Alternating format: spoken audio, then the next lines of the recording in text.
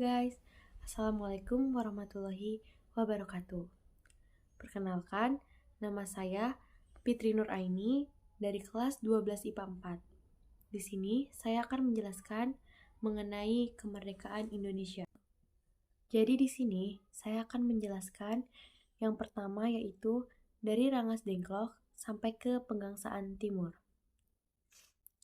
Teks Proklamasi Kemerdekaan telah dibacakan oleh Soekarno dalam upacara pernyataan kemerdekaan bangsa Indonesia pada tanggal 17 Agustus 1945.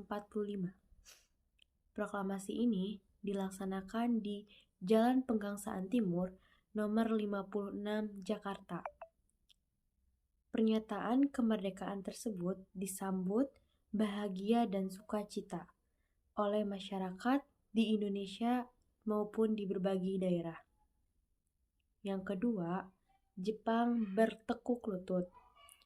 Jenderal Tauchiya pada tanggal 9 Agustus 1945 memanggil Soekarno, Mohatta, dan Rajiman Wediningrat untuk pergi ke Dalat, Saigon.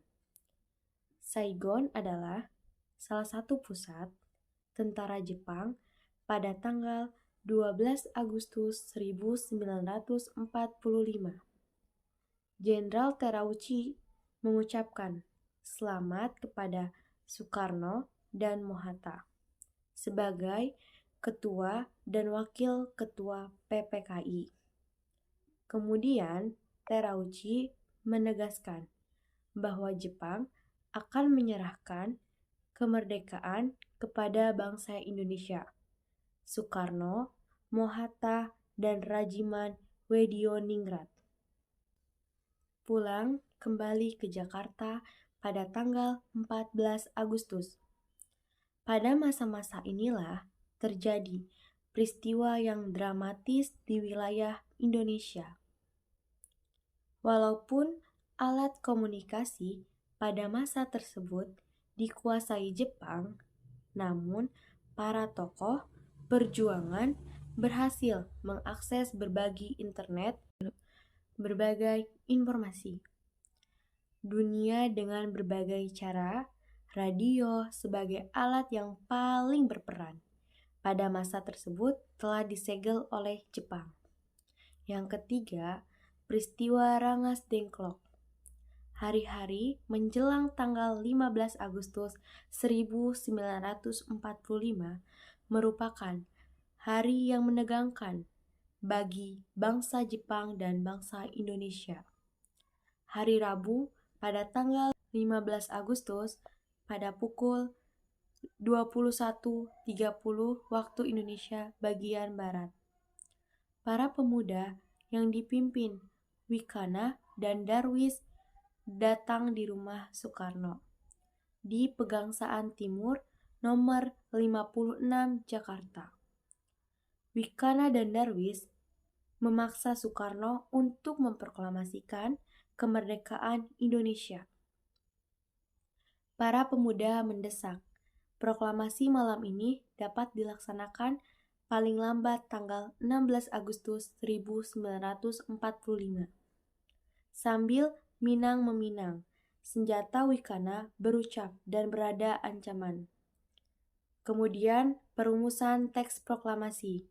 Soekarno pertama kali menulis kata pernyataan proklamasi. Soekarno kemudian bertanya kepada Mohatta dan Ahmad Subarjo, bagaimana bunyi rancangan draft pembukaan undang-undang? Kedua orang ditanya pun tidak ingat persis. Ahmad Subarjo kemudian menyampaikan kalimat, "Kami bangsa Indonesia, dengan ini menyatakan kemerdekaan Indonesia." Mohatta menambahkan kalimat, "Hal-hal yang mengenai perpindahan kekuasaan dan lain-lain diselenggarakan dengan cara sesama dan dalam tempo yang sesingkat-singkatnya." Soekarno menuliskan, Jakarta, 17 bulan 8 tahun 1945. Wakil-wakil bangsa Indonesia sebagai penutup. Mereka semua sepakat tentang draft itu. Kemudian, proklamasi berkumandang. Pada pukul 5 pagi, tanggal 17 Agustus 1945. Para pimpinan dan pemuda keluar dari rumah Laksamana Meda dengan diputi kebanggaan. Mereka telah sepakat untuk memproklamasikan kemerdekaan di rumah Soekarno di Jalan Pegangsaan Timur nomor 56 pada pukul 10 pagi. Sebelum pulang, Mohatta berpesan kepada BM Diah untuk memperbanyak teks proklamasi dan menyimaknya ke seluruh dunia. Dan kemudian dukungan dari berbagai lapisan. Berita proklamasi kemerdekaan Indonesia cepat bergema ke berbagai daerah rakyat di Jakarta maupun di kota-kota yang menyambut dengan antusias. Lalu terbentuknya pemerintahan dan NKRI. Pengesahan Undang-Undang Dasar 1945 dan pemilihan presiden dan wakil presiden. Kertas suara dibagikan, tetapi atas usul Otto Iskandar-Ninata. Maka, secara aklamasi, terpilih Insinyur Soekarno sebagai Presiden Republik Indonesia dan Dr. Andes Mohatta sebagai Wakil Presiden Indonesia. Sesudah itu, pasal-pasal yang tersisa yang berkaitan dengan aturan peralihan dan aturan tambahan disetujui. Pembentukan Departemen dan Pemerintahan Daerah. Laporan Ahmad Sudarjo mengenai pembagian departemen atau kementerian. Adapun hasil yang disepakati, NKRI terbagi atas 12 departemen sebagai berikut.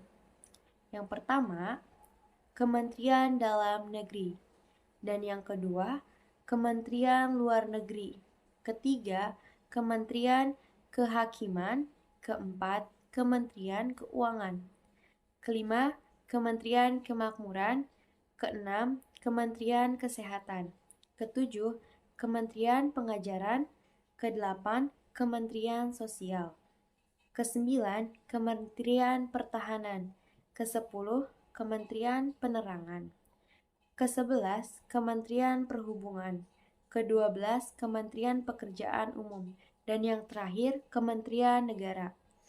Selanjutnya, pembentukan badan-badan negara. Syahir dan Amir Syarifuddin mengusulkan adanya BPKNIP, Badan Pekerjaan KNIP, untuk menghadapi suasana genting. BPKNIP akan mengerjakan tugas-tugas operasional dari KNIP.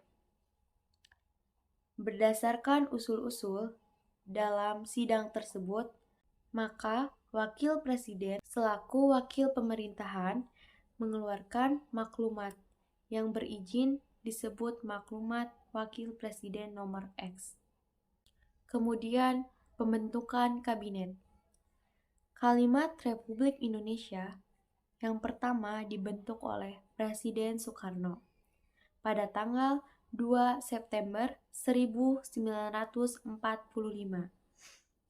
Terdiri atas para menteri sebagai berikut. Yang pertama, Menteri Dalam Negeri R.A.A. Wirnata Kusuma. Kedua, Menteri Luar Negeri M.R. Ahmad Subarjo. Yang ketiga, Menteri Keuangan M.R. A.A. Maramis.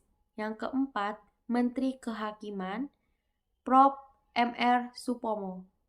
Yang kelima, Menteri Kemakmuran Insinyur Surahman Cokro Di Suryo. Yang keenam, Menteri Keamanan Rakyat Supriyadi. Dan yang ketujuh, Kementerian Kesehatan Dr.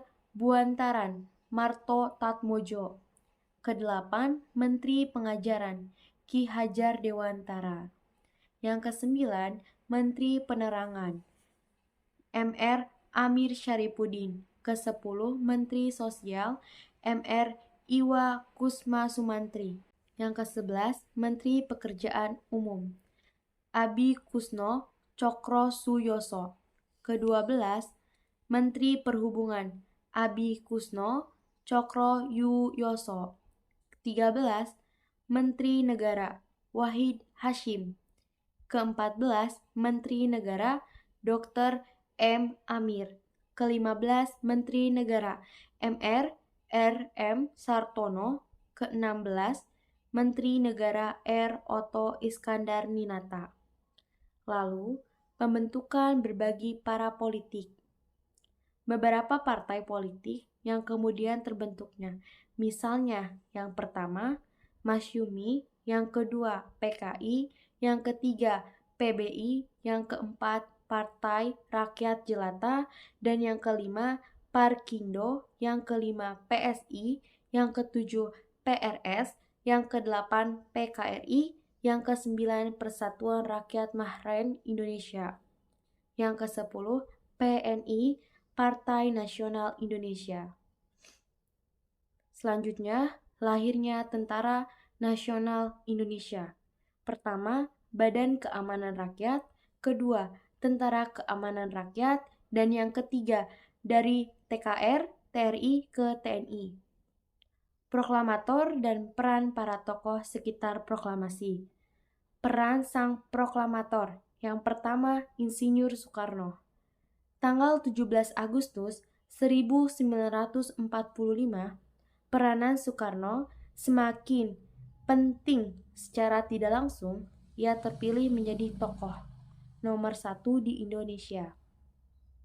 Soekarno dengan dipimpin Mohatta diberi kepercayaan membacakan teks proklamasi sebagai pernyataan kemerdekaan di Indonesia. Dan yang kedua, Dr. Andes Mohatta. Mohatta melibatkan diri secara langsung dan diikuti adil dalam perumusan teks proklamasi. Ia juga ikut mendatangani teks proklamasi pada peristiwa detik-detik proklamasi. Mohatta tampil sebagai tokoh nomor 2 dan mendampingi Bung Karno dalam pembacaan teks proklamasi kemerdekaan Indonesia. Selanjutnya, peran para tokoh sekitar proklamasi. Yang pertama, Ahmad Subarjo.